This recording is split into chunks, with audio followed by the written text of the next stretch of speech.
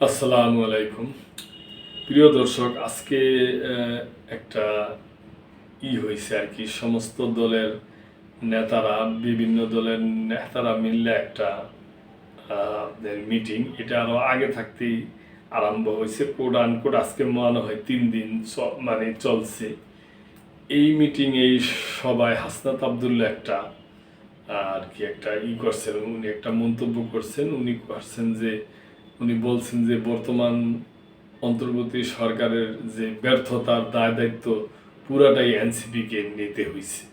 এখানে বড় বড় দলগুলো থাকলেও দায় দায়িত্ব পুরো এনসিপির উপরে যাইয়া পড়ছে, এরকম একটা মন্তব্য করছেন। প্রিয় দর্শক, এইটা নিয়ে নিউজটা, অন্তর্বর্তী সরকারের ব্যর্থতার দায় নিতে হচ্ছে এনসিপিকে, হাসনাত আবদুল্লাহ। বিএনপি সহ অন্য দলের অংশ থাকলেও অন্তর্বর্তী সরকারের সব ব্যর্থতা ও সীমাবদ্ধতার দায় জাতীয় নাগরিক পার্টিকে নিতে হচ্ছে বলে মন্তব্য করছেন দলটির মুখ্য সংগঠক হাসনাত আবদুল্লাহ। শনিবার দুপুরে রাজধানীর কাকরাইলে ডিপ্লোমা ইঞ্জিনিয়ারিং ইনস্টিটিউটে তারুণ্যর রাষ্ট্রচিন্তার তৃতীয় সংলাপে তিনি এ মন্তব্য করেন। হাসনাত আবদুল্লাহ বলেন, বাংলাদেশের রাজনীতি এখন মিডিয়া ব্যবসায়ী মাফিয়ার হাতে বন্দী হয়ে গেছে। জনগণের প্রকৃত প্রতিনিধিত্ব হারিয়ে গেছে। রাজনৈতিক দলগুলো জনগণের কাছে জবাবদিহি না করে কিছু গোষ্ঠীর কাছে জবাবদিহি করেছে। এভাবে চলতে থাকলে গণতন্ত্র কখনোই শক্তিশালী হবে না।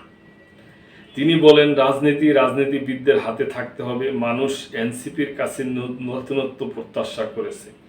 আমাদের সীমাবদ্ধতা আছে, আমরা তার পর্যালোচনা করি, ভুল স্বীকার করতে পারি। আপনারা পরামর্শ দিবেন, আমরা সংশোধন করে বাংলাদেশপন্থী রাজনীতি করব। তো প্রিয় দর্শক, ওনার কথাগুলো ভালো।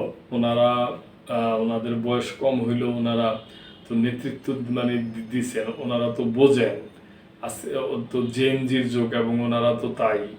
তো ওনাদের কথাগুলো খুবই যুক্তিযুক্ত। আশা করি যে অন্যান্য দলগুলো আছে সবাই মিলেমিশে একটা সুন্দর নির্বাচনের দিকে এবং রাজনীতির দিকে যাবে।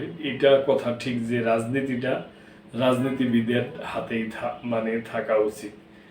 গাড়ি যদি একটা চলে, ওখানে যদি ড্রাইভারকে সরাইয়া একজন মোটর সাইকেল চালক কিংবা ওনাকে বসাই দেওয়া হয়, তাহলে এটা চালাইতে ওনার জন্য কষ্টই হবে। প্রিয় দর্শক, তো প্রিয় দর্শক, আপনাদের কোনো মন্তব্য থাকলে অবশ্যই করবেন।